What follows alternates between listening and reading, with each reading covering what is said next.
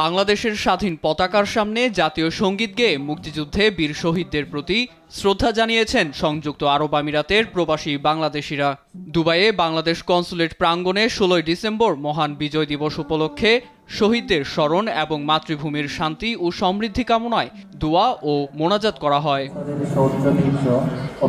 পবিত্র কোরআন থেকে তিলাওয়াতের মধ্য দিয়ে শুরু হয় মহান বিজয় দিবসের অনুষ্ঠান। এ সময় রাষ্ট্রপতি, প্রধান উপদেষ্টা এবং পররাষ্ট্র উপদেষ্টার বাণী পাঠ করেন কনসুলেটের কর্মকর্তারা। এ সময় স্বাধীনতার সুফল জনগণের কাছে পৌঁছে দেওয়ার আহ্বান জানান কনসাল জেনারেল রাশেদুজ্জামান। প্রবাসীদের ঐক্যবদ্ধ হয়ে কাজ করার পাশাপাশি দেশের ভাবমূর্তি উজ্জ্বল রাখার আহ্বানও জানান তিনি। কনসুলার সেবা সহজ করতে প্রচেষ্টা অব্যাহত রাখার আশ্বাস দেন কনসাল জেনারেল। বাংলাদেশ সরকারের পক্ষ থেকে বিজয় দিবসের আন্তরিক শুভেচ্ছা এবং অভিনন্দন জানাচ্ছি। বিজয়ের চেতনা নিয়ে আমাদের বর্তমান অন্তর্বর্তীকালীন সরকার বাংলাদেশকে একটি নতুন বাংলাদেশ বিনির্মাণে এগিয়ে নিয়ে যাওয়ার জন্য কাজ করে যাচ্ছেন। আমরা একটি সুন্দর এবং একটি উপভোগ্য সাংস্কৃতিক অনুষ্ঠানের মাধ্যমে আমরা সকলে মিলে একসাথে বিজয়ের উৎসবটাকে পালন করেছি।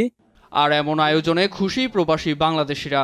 মহান বিজয় দিবসে বাংলাদেশ কনসুলেট জেনারেল সহ ওনাদের সকল সম্মানিত অফিসারকে সম্মান জানাচ্ছি।